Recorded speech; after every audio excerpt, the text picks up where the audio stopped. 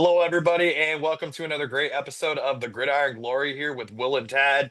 We're taking a different approach to things, going week by week, doing our hourly recap show. Tad and I will meet up each week for an hour. We'll go over the week and everything, and we'll have a recap show, and then we'll be releasing written content, reels, stuff like that. So be sure to stay tuned on the Gridiron Glory with Will and Tad. Um, just taking a new approach to things there, but we still want to bring you great content covering all 32 teams across the board. So be sure to like, subscribe, and follow.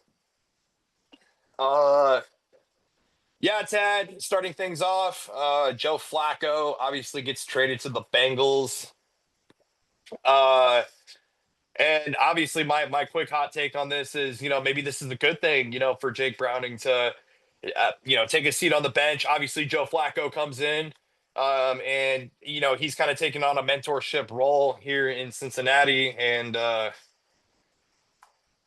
go in there, fill in the spot, work together with the quarterback room, Joe Burrow, Jake Browning, Joe Flacco. Use those three minds. Obviously, Joe is the guy out on the field, but this quarterback room and this quarterback's coach, along with this offensive coordinator, really needs to come together now for the Cincinnati Bengals because they're in trouble and they need to figure something out until Joe Burrow gets back.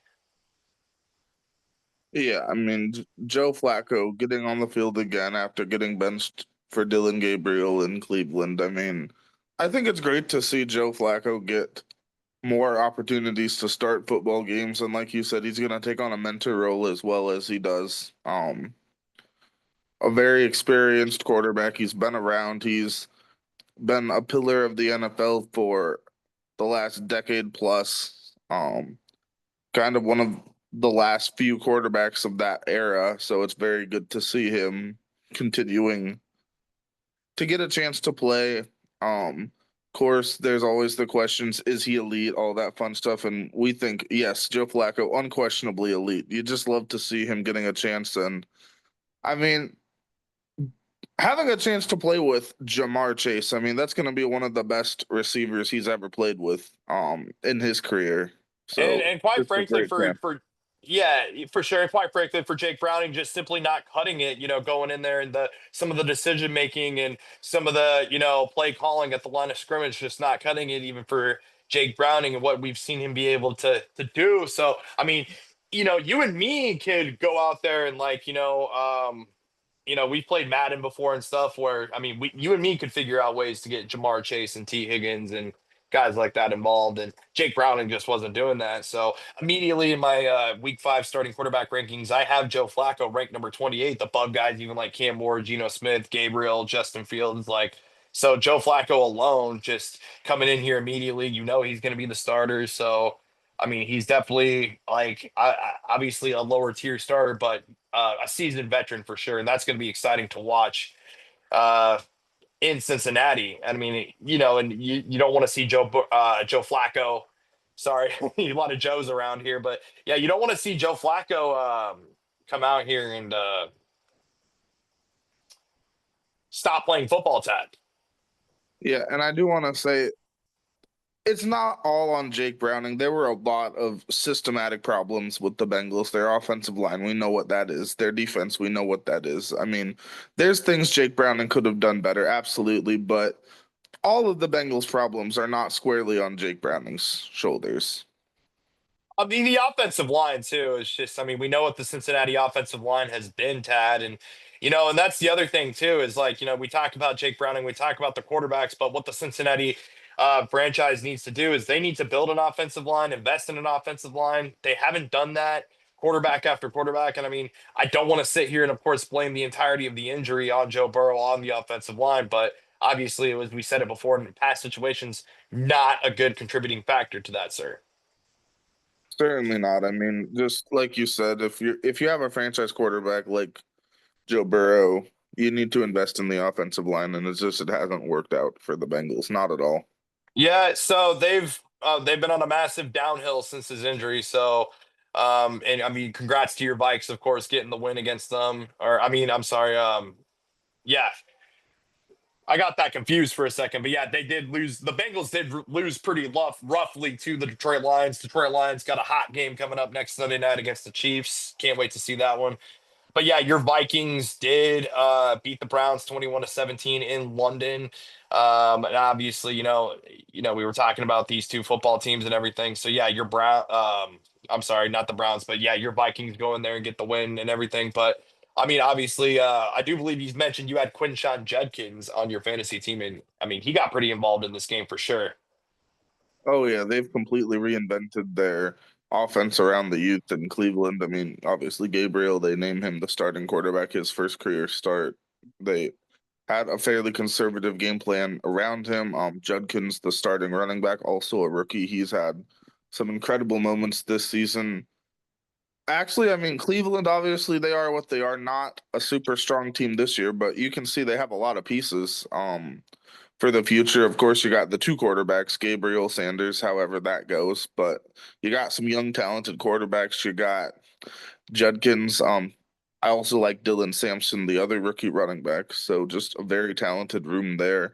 Isaiah Bond has some potential in the receiver room. I mean, Cleveland is a team that you could see if things go well. They never do for Cleveland, but if they were to go well, you could see some potential on this offense at least. And the defense is incredible. We know what the defense is. I mean, yeah, when you got Miles Garrett up front, I mean, anything is always possible with Miles Garrett playing in any kind of football game, you know? So, like, Miles Garrett is just that impactful a defensive player to where it doesn't matter what football game is being played, as long as he's on the field, anything can happen. So, but yeah, your Vikings found a way to get the job done. So, obviously, Carson Wentz, I mean, I haven't come out with my backup quarterback rankings, but I definitely plan on ranking him pretty up there. I mean, I'm just so impressed that Carson Wentz can still play football, Tad. And we all know the backstory of Carson Wentz and everything, and going out there and doing his thing. Yeah, what's it been like? Yeah, I mean, it was a very interesting game for Carson Wentz. Of course, he got hurt right before halftime, so there was the question of would he even be able to play in the second half. He did. He came out, he played injured, had some drives. He had the touchdown drive right after halftime, and then of course, right at the end of there, he hits Addison for the winning touchdown, converting on his first legacy drive of the year. So you definitely love to see that. But And I know that you've charted the legacy drives a bit, and I know that you were mentioning on releasing those at some point. So I'm excited for that. yes, I do have a charting of them. I have not released it yet, but it is there and it will be updated for this week's games as well very soon. So that was Carson Wentz first of the year. You love to see it from Carson Wentz. I mean, definitely a nostalgia. Carson Wentz is one of those in Tad and I's like childhood for sure. I mean, we love to see us some Carson Wentz. Um, we also love to see us some Bo Nix. I mean, there was only two undefeated football teams going into this week, Tad. I mean, Philadelphia obviously was in pretty good control in the first half against Denver, but Bo Nix goes in there, does his thing in the second half. I mean, you got playmakers like Cortland Sutton, you got playmakers like J.K. Dobbins. I mean, and I want to talk real quick about Cortland Sutton. I mean, Broncos winning this game 21-17 against the Eagles. Going up against guys like Quenyon Mitchell, Cooper DeJean, guys like that. Yeah, what's your take on that? Cortland Sutton taking on guys like Quenyon Mitchell, Cooper DeJean, and doing his thing still. And I I mean, mean, in our fantasy league, real quick, in our fantasy league that Tad and I are in together, a lot of people gave me crap for trading a draft pick to get Cortland Sutton, but I'm still digging what he can do. What's your take on that, Tad? yeah, I mean, it was the classic case of the seasoned veteran receiver there going up against some more younger players in the secondary, DeJean Mitchell, Makuba, the rookie as well. So very talented secondary for Philly. And I mean, in the first half, they did a good job locking down Denver's offense. But I mean, at the end of the day, when Denver needed a play, they went to Cortland Sutton and he found a way to make it work. I mean, credit there to the offense. They just took a very difficult game. I mean, not a lot of teams are going to come from behind to beat the Eagles with the way they play football.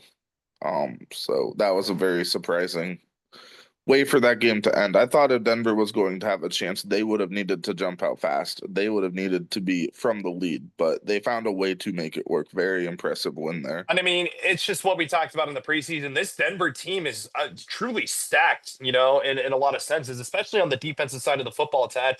When you have a guy like, um, Pat Surtain, Riley Moss, Nick Benito. I mean, this Denver defense, I mean, it's really a defense that can line up with anybody in the NFL, Tad.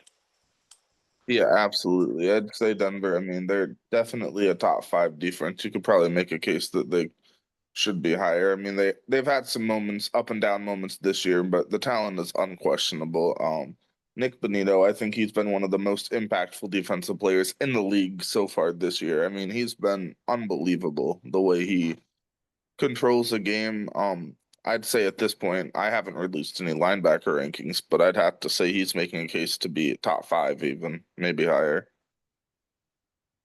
Oh yeah, absolutely for sure. So yeah, when I look at a guy like Nick Benito and just some of the front seven guys on this Denver defense, I mean, it's a defense that can it's primed to I mean every team's goal is to win the Super Bowl. The Denver defense, I mean they'd love to see nothing else. I mean Bo Nick's going to go out there try to do his thing. It's going to be a very interesting AFC West. Going to be a very interesting AFC West in that regard. Eagles, I mean Eagles are still going to be one of the favorites to win the Super Bowl. This is the NFL. You can't win them all. So speaking of not being able to win them all, yeah, man, the Raiders, I mean, they had a tough time against the Colts, but Indiana Jonesing. I mean, wow, just Daniel Jones. I mean, continue to going out here doing his thing, Tad. I mean, he's very high on my quarterback ranking list for a reason. I mean, he's just shocked the NFL world. Daniel Jones coming out here and just being a extremely prolific quarterback and just I mean, not even giving teams a chance. I mean, I have him ranked third right now behind Baker Mayfield and Josh Allen currently on the season. Yeah, I mean, I don't know that I'd quite be as high on Jones when I release my rankings. He's had an incredible And year, that's fine. a That's just my personal a rankings on him. renaissance to his career so far. He's definitely been very impressive. Definitely had some big moments. Jonathan Taylor, I want to talk some about Jonathan Taylor. I think he's been unbelievable in the running back room. I think he's having a historically great season. Finally getting healthy. Hopefully he can stay healthy for the whole season and just what he does, he's impacted the game so well. He's had a huge season and he is a linchpin to the success of that offense. I mean, he's definitely shot way up in the rankings. It's hard to say Absolutely. that there's Kind, been kind of any running back better than him this year. It's hard not to put him number one even this year. I mean, crazy enough, yeah, he had 21 snaps, 16 attempts, three touchdowns in that game. PFF only giving him a 50.8. I'm guessing it's because of the fumble, but or no, not even. He had a 77 grade, meaning he didn't fumble. Yeah, so he had zero fumbles. So kind of a down game for him. But yes, obviously, right now, if I were to release a running back rankings, which that intends to come out, Jonathan Taylor easily going number one. So yeah, kudos to Daniel Jones, Jonathan Taylor, that entire Colts team. Raiders, I mean, I got Geno very low. Raiders still got a lot to do. Raiders still have a lot to do. Speaking of teams that have a lot to do, the Baltimore Ravens. What is going on with the Baltimore Ravens, Dad? I mean, only 10 points at home against this Houston Texans team. Lamar Jackson, just, I mean, there's only so much he can do. We mentioned the offensive line. We mentioned Derrick Henry. We've mentioned Harbaugh. What is going on in Baltimore? Yes, and of course Lamar, he missed the football game, so that had a lot to do with it. He was out. Cooper Rush started the game. They were missing several key defensive contributors, and at this point, I'm saying honestly, it's getting to the point where it's getting early late. I mean, maybe they can make a late run to get a playoff spot, but it's looking more likely like this is going to be a gap year for the Baltimore Ravens. That's the word I've used. I don't think they're going to really compete. If this team is fully constituted, they're one of the favorites in the AFC to get out of there and to get to the Super Bowl. But what you see on the field against Houston, that is a shell of the Baltimore Ravens organization. I mean, they have a lot of concerns. I mean, the injuries are one thing, but you just got to play a lot better with who you have out there. You got to play with a bit more pride. I mean, that was just a tough performance, and I mean, we've seen it this year. There's a lot of things that the Ravens can improve, and hopefully they take this opportunity to see who they are as a football team.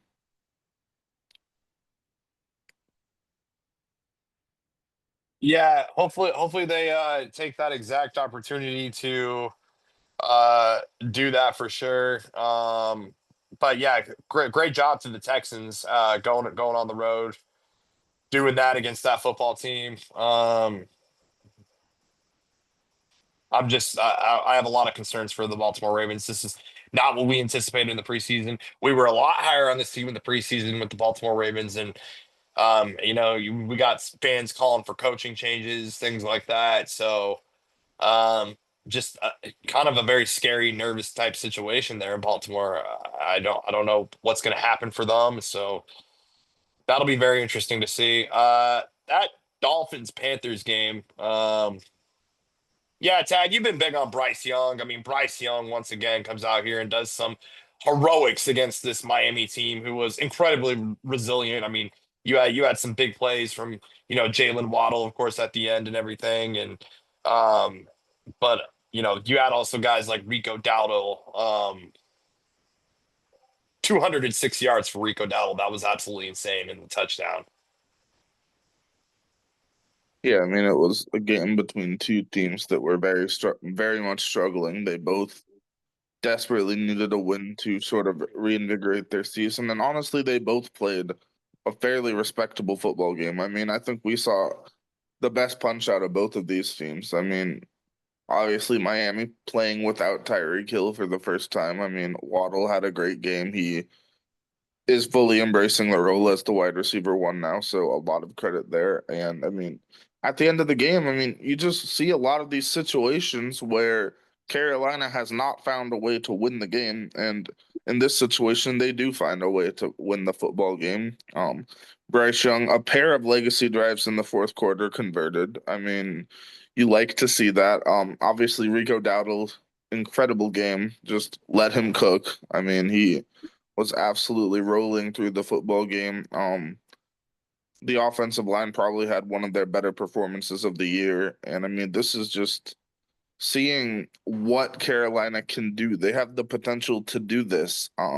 Leggett had a touchdown for the first time this year. Xavier Leggett, of course, their first round receiver from a couple years ago. Tetairoa McMillan had a fairly strong game. A lot of catches, still looking for his first touchdown of the year, but he's eaten up the yards, he's eaten up the receptions, and it's bound to come. Just a lot of excitement for the potential that Carolina has. I mean, they haven't shown it, but the potential is there still. Absolutely. If they can cook at the right time, they can maybe sneak in. Obviously they're I don't see any team getting past the Buccaneers in the NFC South at this point, but I mean they could potentially perhaps be a dark horse sneak in NFC wild card team. I mean they have that potential, absolutely. The Saints go and get their first win against the New York Giants. Tad, a lot of us were expecting the Giants to come in here, Jackson Dart to do his thing. But that just didn't happen today. Uh, obviously, yeah, the Saints obviously needed a win like this, and they win that game 26-14. So kudos to the Saints and what they were able to do today. Yeah, I honestly I did expect the Saints to come out there and find a way to win that football game. Honestly, I just felt that the Giants, I mean, they were going to come in riding kind of high off of their first win, and then the Saints, I mean, they just came and they played a full football game. Rattler, his first win, a very big moment there for him, and of course the big touchdown on the fumble by Cam Scatterbo. That was a tough moment for the Oh, young running back. absolutely. He's been incredible. He's had an incredible year. He even in this game, outside of the fumble, he had a great block. He had some great runs. I mean, a very tough physical running back. But in that moment, I mean, when he fumbled, that really swung the game there towards the end. Yeah, it just did. I mean, obviously Cam Scattaboo, going out there. I mean, we're big on him. We love him for fantasy purposes. He's just a fun player to watch, and just kind of broke your heart when he fumbled the football. And obviously, crazy, how things happen in the NFL, and and then it gets taken all the way across the field. So just an insane play there. Um, yeah, Tad, the LA Chargers. I mean, I was expecting the Chargers at home against the Commanders. That was kind of an interesting game there. I mean, only putting up 10 points. Um, but kudos to the Commanders going out there and going on the road and getting a good win like that for sure. Yeah, I was certainly a bit surprised with the outcome. And I mean, the Chargers just, how many more injuries can they withhold? I mean, they've had quite a few injuries this year, and now you lose your star rookie running back, Omarion Hampton, for several weeks as well. Of course, you have Najee Harris out for the season. You have Rashawn Slater, your best lineman, out for the year. Joe Alt is currently dealing with a couple injuries as well. So, I mean, Justin Herbert, he comes out, he does what he can to carry the offense. Very good there, very good receiving group with McConkey, Quentin Johnson having a breakthrough year. Of course, Keenan Allen back. So just can they keep it together and get a bit healthier? I mean, tough one there.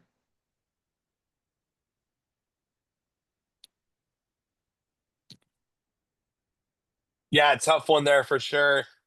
Gonna be very interesting to see what the waiver wires say in the morning for fantasy purposes.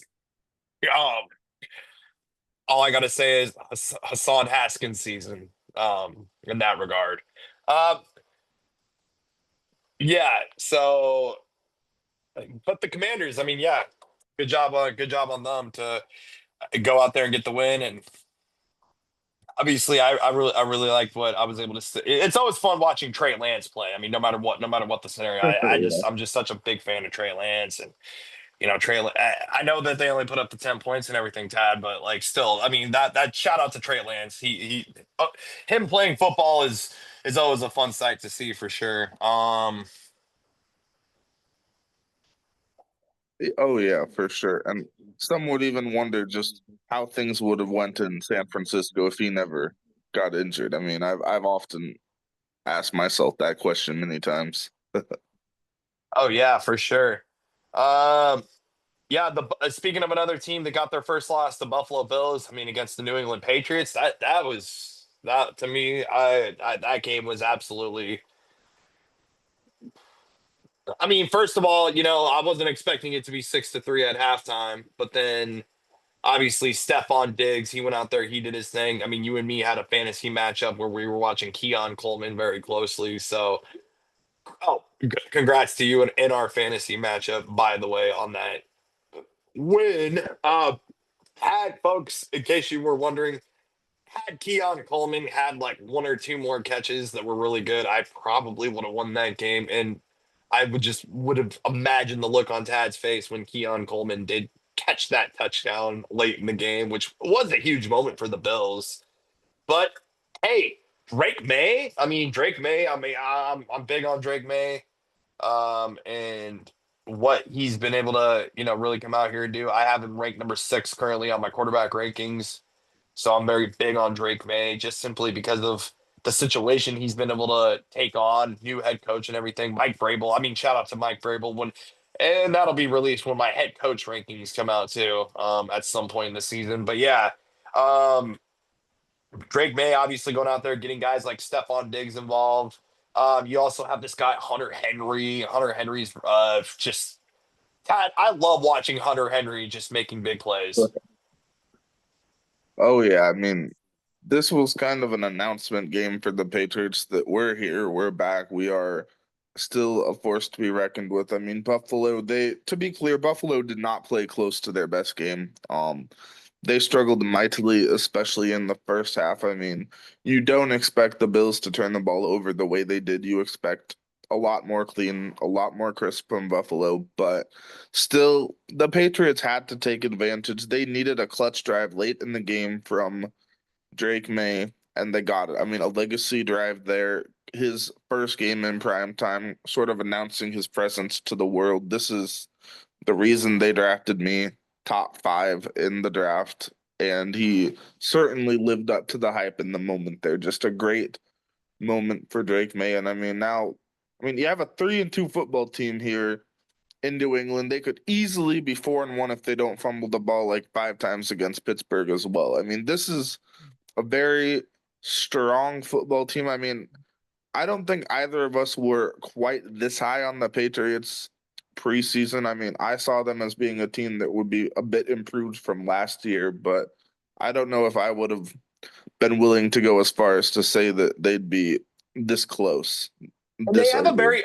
very underrated defense too. I mean, their defense can go out there and make big plays, and their defense can go out there and keep like more times than not, Tad, this New England defense can keep them in the football game, and usually for all 4 quarters. So shout out to the New England defense going out there and doing their thing as well. They're Oh, to for me sure. a very underrated defense in the NFL, and For that sure. doesn't get talked about enough. For sure. Guys like Christian Gonzalez in the defensive backfield, one of the best cornerbacks in the game.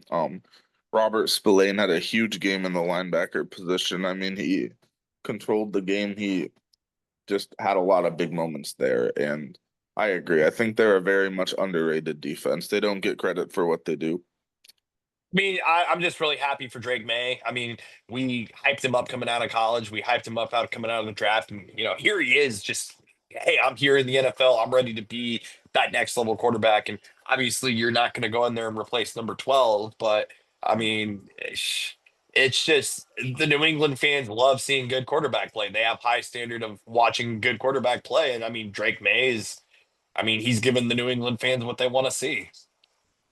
Yeah, he doesn't have to do what Tom Brady did. He just has to go out and be the best Drake May he can be, and he did that in the football game. And we'll see how things go moving forward. Absolutely. Cam Ward gets his first NFL win. Um, Yeah, and boy, yeah, uh, just yeah, kind of just my first exact take. Just 22-21. Somehow, some way, Cam Ward wins this football game. Um, I don't want to use the word fluky, but come on, you and I both know Arizona should have won this game realistically. I just was watching this game dumbfounded, honestly, at how they gave that game away. I mean, like you said, Cam Ward, he definitely deserves a lot of credit for taking advantage of the situation. I mean, he did convert a legacy drive, which he needed, gets them into field goal range. They make that field goal at the end, so credit there. But like you said, Arizona, what are you doing? I mean, this is not a game you can afford to lose. It is a very tight NFC West. All of the teams are strong teams, winning record. That you just can't let that happen. I mean, just when you're going in for a touchdown, just get the ball over the goal line and don't focus on anything else until you're in the end zone. Amari DiMercado, I mean, just a very rough moment there. He will learn and he will bounce back, but just it can't happen. I mean, that can't happen. Your defense at the end of the game, it can't happen. Just that I was dumbfounded watching the end of that football game. I no words to describe it. Yeah, I mean, obviously, like, the fumble, just before crossing. And then, I mean, when the Titans scored that touchdown and made it 18-21, I was just like, wow, like, oh my gosh, like, Dad, I couldn't believe it. Like, I was like, oh my God, like, when I think about the Arizona Cardinals, I just think of them as a very weird team. I think of them as like, I mean, Kyler Murray is just, I don't know. I just have so many mixed feelings about Kyler Murray. I love to see him play, and I don't want this game. Mm. I don't want to say it was his fault necessarily. I mean, obviously the guys that I mean, everyone who touched the football in that one play where it bobbled around between the three players, it's just like, I mean, come on, you're getting paid millions of dollars to catch a football in that moment. I don't know, Tad. Just I was absolutely befuddled by the I Arizona have Cardinals. vibes. Honestly, the best description I have in terms of like the vibes of the Arizona Cardinals that I got from that game, and I've spent like 2 days trying to wrap my mind around this football game, and I still haven't even gotten close. But unserious football team. That's the vibes I got from Arizona. They are not a football team that is serious at this point. They can build their way back, but they're gonna have to earn respect after that. They lost a lot of respect in that football game. I mean, yes. I mean, yes and no, because I don't want to sit here and say it's the NFL and anything can happen. I mean, I mean, any given Sunday, right, Tad? Any given Sunday. Yeah. I mean, I don't want to sit here and say that the Arizona Cardinals are a bad football. I don't know. I don't want to sit here and like me personally say they lost all the respect. This is the NFL and it is very tough, Mhm. but you cannot allow that to happen. You have to clean up that. You have to clean up what they did in that game. And Eh, to be clear, I don't think they're bad. I think they're unserious. That's the word that radiates in my mind as off. They did not give energy that they were serious about closing that football game. And I mean, it's not the first time that we felt energy like that about Arizona, in my opinion. Oh, absolutely, for sure. So we'll just see what continues to happen with the Chronicles of Kyler Murray. And I mean, shout out to Cam Ward once again. Um, yeah, Jacksonville kind of had a bit of a what you might call a quote unquote Super Bowl fest on Monday Night Football, 31-28 against the Chiefs. I just first of all, I'm scratching my head with the Chiefs defense on this last drive. I mean, just but at the same time, you got guys like Brian Thomas Jr.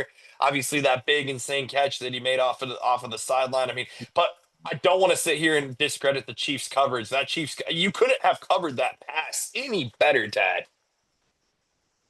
I mean, if we talk about like gaining respect, that is what Trevor Lawrence and the Jaguars did in that football game. They gained a lot of respect. I mean, a sneakily good team here in the AFC, a 4-1 football team. I mean, tied for first overall now in not only their division but the whole conference. So just very strong there. Travis Hunter had some huge plays on offense, had some incredible jaw dropping Yes. moments there. You love to see that. ETN is solid. And just Trevor Lawrence went out and he was a leader. I mean, he's had a lot of rough moments in the past several seasons, but he went out and proved that he can go win a game against a strong football team like the Chiefs. And I mean, that really showed up to me. That was a big legacy drive moment for him. And I mean, just the way he put that together, I was very impressed with what we saw out of Jacksonville. I mean, you see teams go up against the Chiefs and sometimes they just wilt. Jacksonville did not wilt. They stood strong and they took every punch and they answered back. Well, I'm really excited for Trevor Lawrence. I'm really excited for Brian Thomas Jr. I'm really excited for Travis Etienne. And I mean, yeah, I mean Duval County. I mean Duval, like the Jaguars were like Duval County, or can you dig it last night? So, very very good stuff for the Jacksonville Jaguars. It's Tad, as far as the Chiefs. What do the Chiefs need to do? What do they need to clean up? I mean, Patrick Mahomes, he goes out there with 10 seconds left on the clock, and he's like, man, I have to go out here and pull off some crazy miracle last second Hmm. quote unquote legacy drive because my defense didn't do their job. It's just Patrick Mahomes has been asked to do that time and time again throughout his career, and he absolutely cooked in this football game. And just if you're Patrick Mahomes, you're absolutely kind of frustrated after this one. No, though to be clear, they would have probably finished it off if he doesn't throw that pick six there in the second half. I mean, he had a great game. That was a rough moment, big moment for Devin Lloyd, but if that doesn't happen, then things would be different. So I mean, like you're not pointing fingers at any one player, but just that was a moment there. And like even at the end there, you're talking about that last drive. I mean, they had to start backed up because there was a penalty on the kickoff. I mean, if you cannot have a holding on the kickoff, then you start your drive around the 40-yard line, and then you only need like 20 yards to get a field goal to tie the game. And I mean, so there's just a lot of little things there. Just you can't have that penalty in the kickoff on that moment. I mean, the Chiefs, there's a lot of little things that they just need to do better. Um, I don't know. I mean, like you said, Mahomes, he had a lot of good moments. He's starting to look like the Patrick Mahomes of old once again, but just they couldn't close. They didn't close the football game. I'd have expected them to put that game away, and it didn't happen. I mean, teams go through this, even like good teams. I mean, even the Patriots, back in the day, Tad, I mean, they went through rough patches and stuff like that. So I mean, even like dynastic teams like the Kansas City Chiefs, I mean, because that people are questioning, oh, is the dynasty over? This and that. I don't know if that's true quite yet, but even dynastic teams, Tad, go through their Yeah. rough patches, and unfortunately, that is just kind of what we're seeing with the Chiefs. But as long as you have Patrick Mahomes, I mean, I don't want to sit here and say any dynasty is over as long as you have that guy at the helm. For sure. For sure. I mean, and obviously we know Travis Kelsey isn't the same Travis Kelsey, but he did score that touchdown. It made the ladies out there everywhere go crazy as Taylor Swift just released her new album. So obviously Travis Kelsey gets that touchdown, and fans of Yeah. Taylor Swift, some that I may or may not know very close and personally, Taylor Swift fans. But Oh, yes, for sure. but Yeah. yeah. Anyways, And touching on the dynasty thing for the Chiefs, I do want to note. I mean, I'm not going to be worried about anything with the Chiefs until they lose in the playoffs. I mean, for a team like the dynasty, it's not over until at the very least they're not in the championship game. I mean, they've been in the championship game pretty much every year since Patrick's walked in. Until the moment that they are not in the championship game, their dynasty is like well and alive, in my opinion. Like if I were to bet money, which I haven't, but if I were to, I would bet that the Chiefs win the AFC West. Even currently in this moment, I would place a bet in actual money that the Kansas City Chiefs win the AFC West. Even right now. Me too. I'd do that as well. Yeah, Baker Mayfield, I have number one on my current quarterback ranking list. I mean, Baker Mayfield, Amika Ibuka, this Tampa Bay Seattle game, 38-35. I mean, your boy Sam Darnold cooked as well.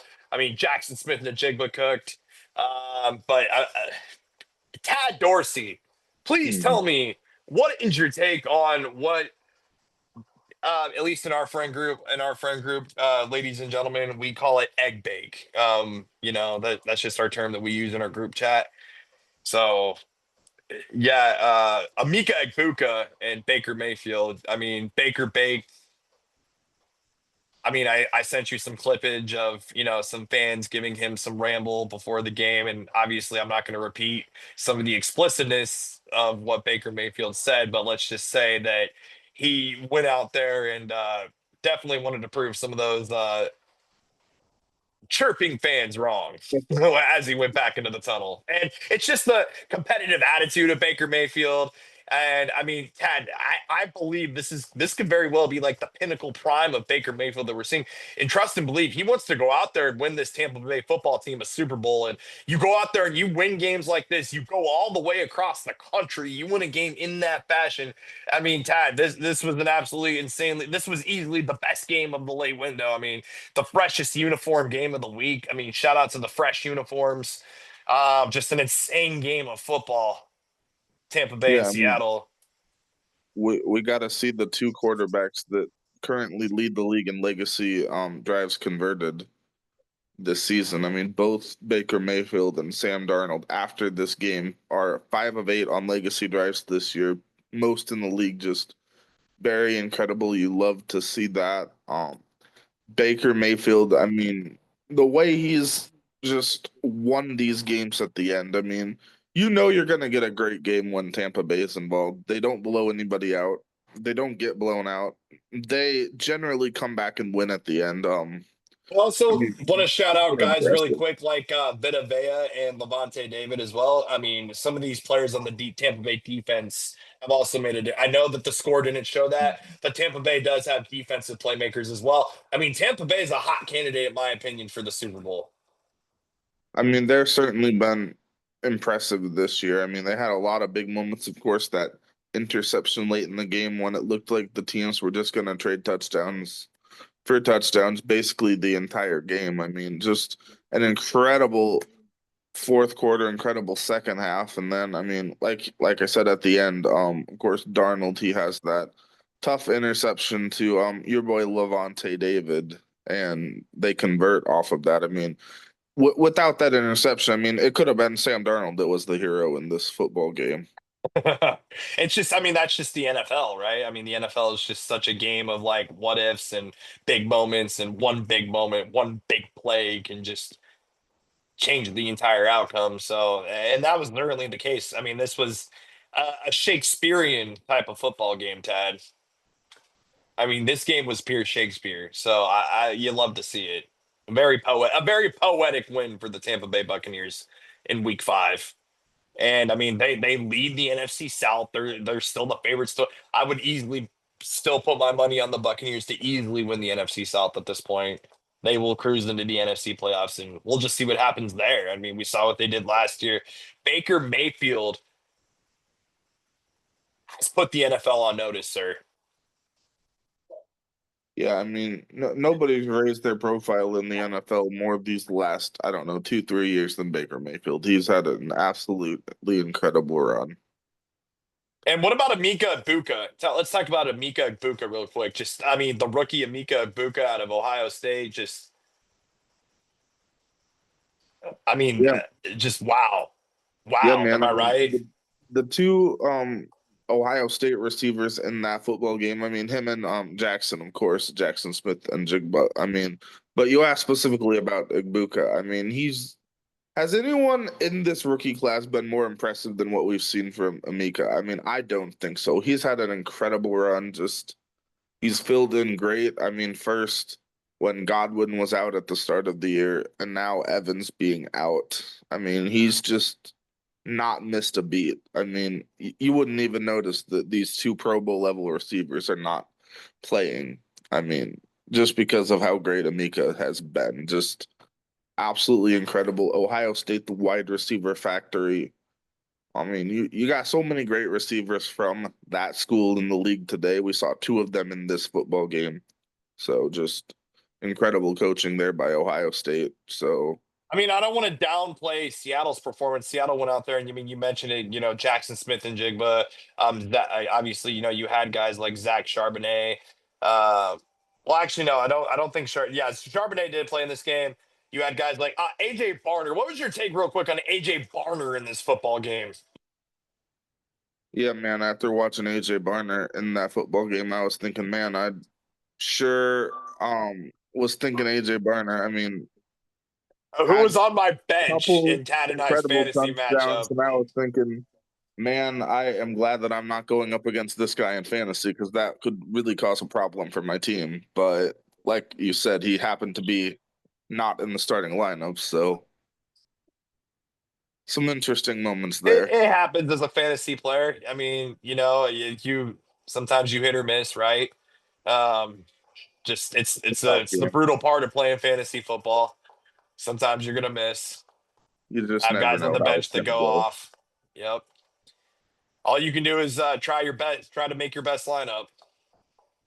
Oh yeah, But I will say, I can't even remember his name. I added that one receiver from Washington who didn't do anything. Chris Or I Moore. think he was, yeah. I was because I read that he might, I was reading some things that he could potentially sneakily do some things, and so I was hoping for him to have a sneak off game, but nothing happened. Because you know how that happens in fantasy football, you have like a sneak off game from a player. And then what'll be crazy is like somehow someone in your league will like have him on the lineup, and you're like, what?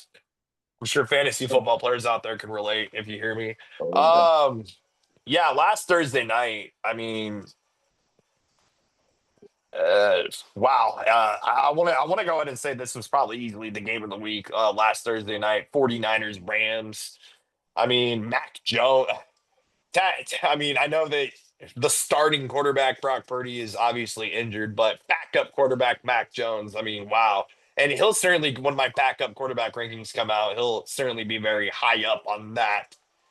I mean, but the Rams made a resilient effort in the second half. I mean, they were down by a significant margin. The Rams made a second half comeback and everything, but then Mac Jones and the 49ers made the big plays in the overtime on Thursday Night Football on Amazon Prime. Just what an incredible, just, I mean, and obviously we were talking in our chat and everything. I mean, there was parlays going on for it. There was just a lot of, which my parlay didn't hit. I made a 5 leg parlay for this game, and I was short with Puka Nakua getting a few yards. I picked Devontae Smith, or I'm sorry, Devontae Adams. I parlayed Tad Devontae Adams to get less than 57 yards. That just didn't happen. Puka Nakua, I needed like 8 more yards from him. So, yeah, this was just a really incredible. I feel like for a Thursday night football game, this was a very hyped up one. With amongst our circle and our fandom of friends. So, Really yeah, impressive win for San 49ers Rams was Francisco. a very fun game to watch for sure.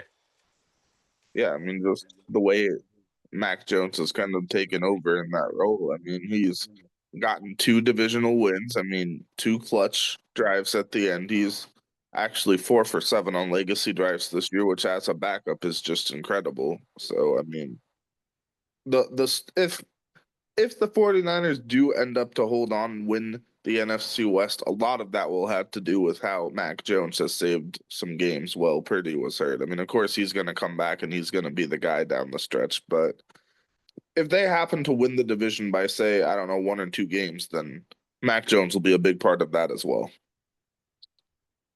I mean, listen, I mean, Puka Nakua obviously did not help my parlay, but he was still incredible in this football game nonetheless. He didn't hit on my parlay, but Matthew Stafford, I mean, I got Matthew Stafford very high on my rankings.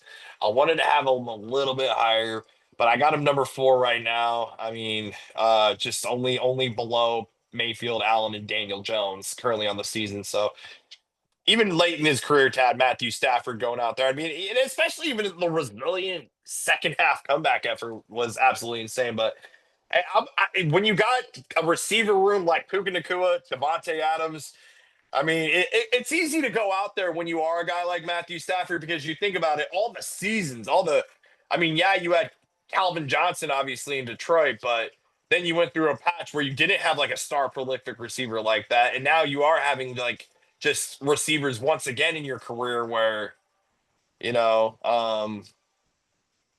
it's just fun for Matthew Stafford. He's having a good time. He's having a good time out there. Yeah. I know that he lost, but he's having a good time with his wide receiver room. Yeah. I mean, Especially Devontae Adams. Especially Devontae yeah. Adams for sure.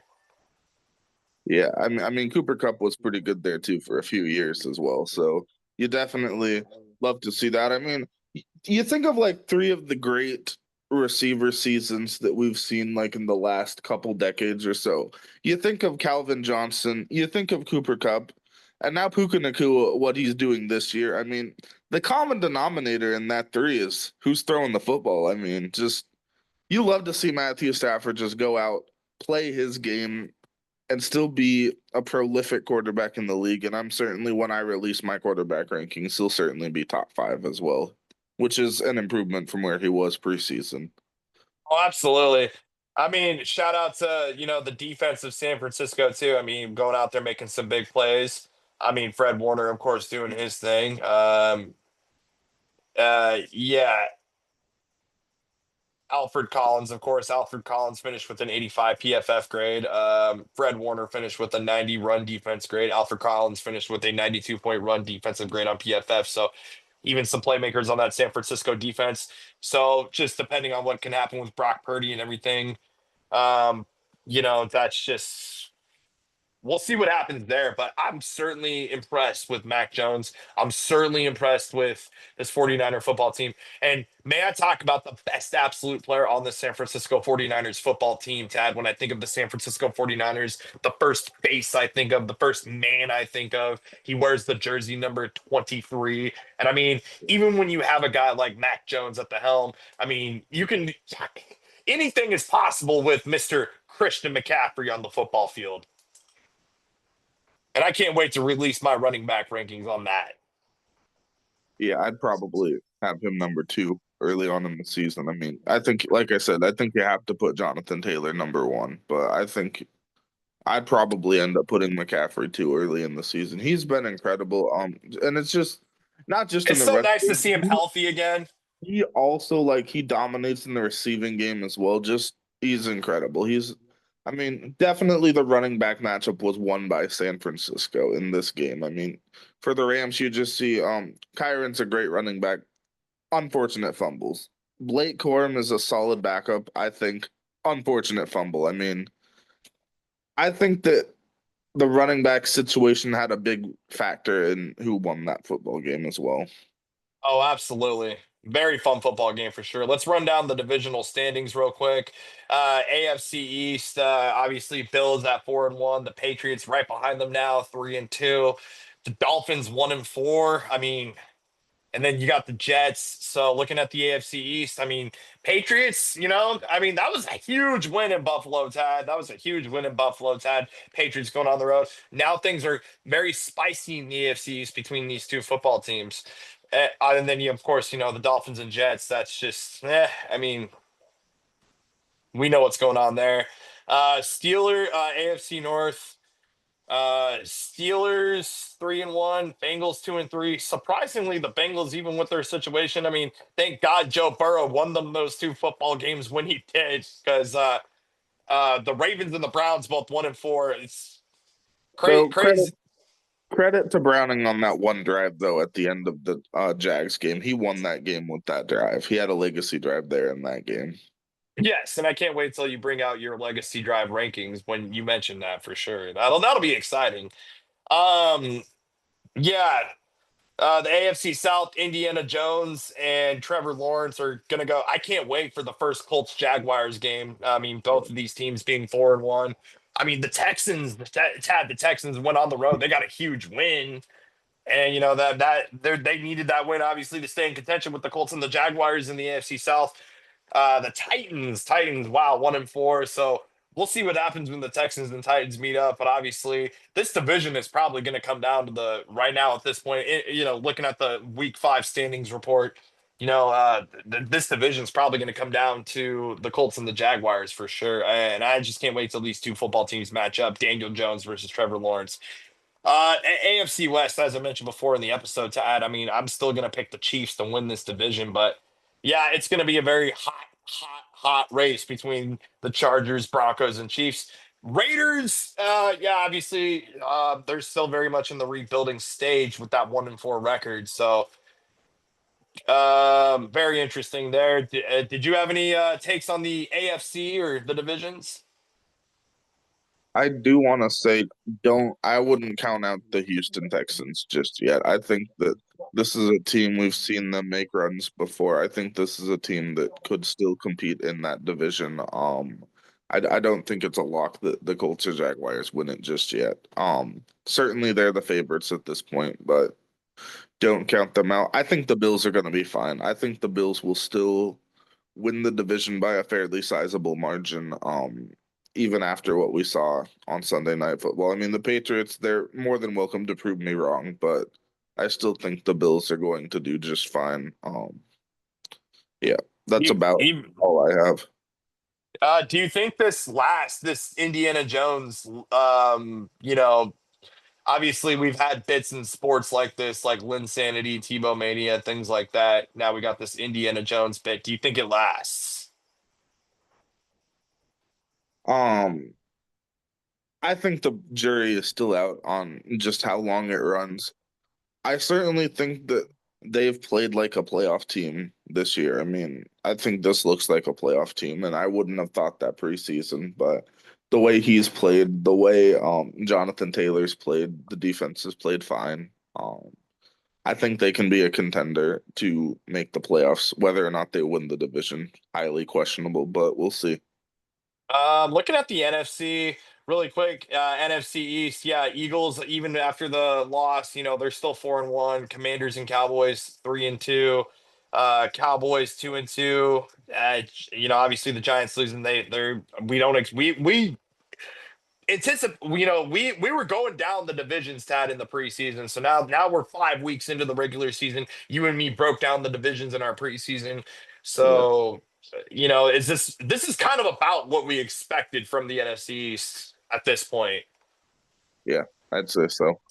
I mean, even Dak Prescott, I mean, I'd expect the Cowboys are going to be the Cowboys until proven otherwise. Commanders, I mean, you got the Commanders, you got a quarterback situation. We'll see if Daniels can stay healthy, things like that. NFC North, Lions, Packers, Vikings, Bears. Obviously, Lions leading the division 4-1. We probably will expect the Lions to still win. I mean, I don't know. It's going to be a hot, interesting race in the NFC North. To be honest with you, and especially, you got a lot of quarterback questions with the Vikings. But what else is new there? I guess with quarterback questions in the like questions in the quarterback room for the Minnesota Vikings. That's always been a thing. So we'll see what happens. Uh, so did you have any thoughts on the NFC so far? I think Philadelphia is going to be fine running away with the division. The Packers do have that win over the Lions, so I think that I mean they're more than game to win the division as well. I mean, I think that that division could end up being a race down the stretch. I wouldn't count anybody out yet. Well, maybe the Bears. Sorry, Bears. I might count them out, but I mean, but listen. You and in our fantasy league chat, you'll have Bears fans saying, "quote Bears are back," things like that. Oh, what's your take to the what do you say to those Bears fans that are loyal to the Bears that believe that they are in fact back? I mean, I it can't mean there's be- many. because this is the NFL. The season's a marathon, not a sprint. It's a marathon, not a sprint, right? You don't want to. I mean, the Bears are pacing themselves. They can still stay competitive in this division. This is still an NFC North that's kind of up in the air. I mean, yeah, Detroit's obviously leaning towards the favorite, but still a division that's up in the air. We'll see what happens. Yeah, as I was saying, I mean, there's many different ways I could take that question about what do I say to the Bears fans that still think they're going to contend this year. I mean, there are many different ways I could go with that. I would say you're in a very tough division. I don't know that this is the year. I don't know that the Bears are fully back yet until I see it to believe it. But I mean, there's some talent there. Obviously, like Caleb is having a better second year. Roma Dunze is having a much better second year. But just to think they can contend, I don't think they're there yet, and I don't really think they're all that close to being there yet, quite Uh, frankly. We expect the Buccaneers to win the NFC South. I mean, Falcons 2-2, Panthers 2-3, Saints 1-4. So could be interesting to see what happens with the teams below the Bucks in the NFC South. What's going to be spicy is the NFC West 4-1 now. The 49ers lead that division, but then you got teams like the Seahawks, Rams, and Cardinals. That's to me probably the most interesting division is the NFC West. Oh yeah, I mean, and that just goes to show you why Arizona, you just cannot lose the game you lost this week. It can't happen. I For mean, sure. and now, like I said, there's three teams ahead of you with winning records. I mean, that's going to be really tough to come back from. I mean, you lose that game, you lose to Seattle. I mean, just really tough last 2 weeks for Arizona. But yeah, I think this division it's going to go down to the wire. Honestly, my honest opinion, I still think the Rams find a way to prove that they're the best team in the division. And I think they'll win the division even after what we saw.